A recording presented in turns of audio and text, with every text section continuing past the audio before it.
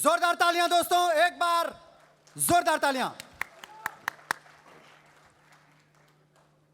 Time के थोड़ा कमी बा, बस एक लाइन गुनगुना दी हम। हथवे को बनाइल बा कैसे। हाँ, बहुत अच्छी लड़की है। हर तू लगा हवेलू जब लिपस्टिक, हिलेला सारा डिस्ट्रिक्ट। तू लगा हवेलू जब लिपस्टिक, हिलेला यारा डिस्ट्रिक्ट। जिला टॉप लागेलू हो, जिला टॉप लागेलू। कमरिया कमरिया करेला पालप, लॉलीपॉप लागेलू। फिर कार्यक्रम हुई दुबई में, तो हमनी के जम के एकदम डांस कर जाई, गाना गावल जाई, साथे हम गाई, आप लोगन की गवाई। फिर मिलते हैं। जय माता। जोरदार तालियां आप सबके चहेते पवन सिंह जी के लिए। Award for most popular heroine. Award for the most popular heroine goes to my favorite Amrapali Dubey. Amrapali Dubey, most female popular award.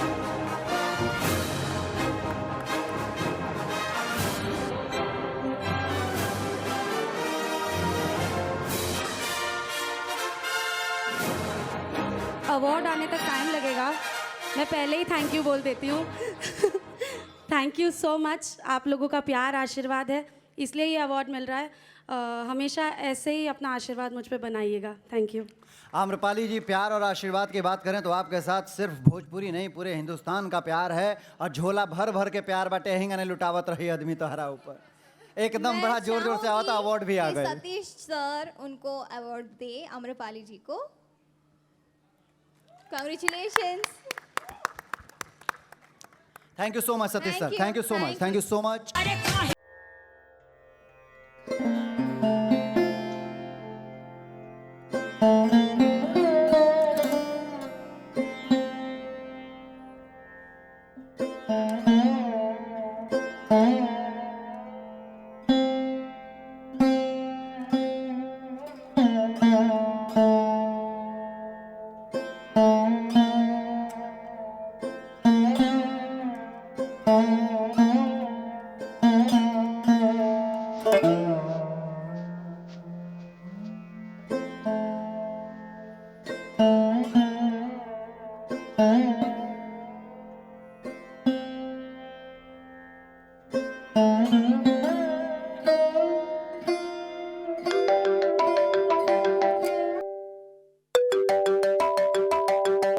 Hello mummy.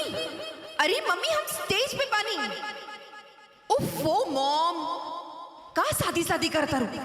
हम यहाँ दुबई में भोजपुरी अवार्ड्स में परफॉर्म करतानी। मॉम, का हम क्या इतना हल्दी लगावे की चिंता करता रू। ए जाना, एक से बढ़कर एक से एक लोग आइल बा, तो हो सकेले एही में से कोई।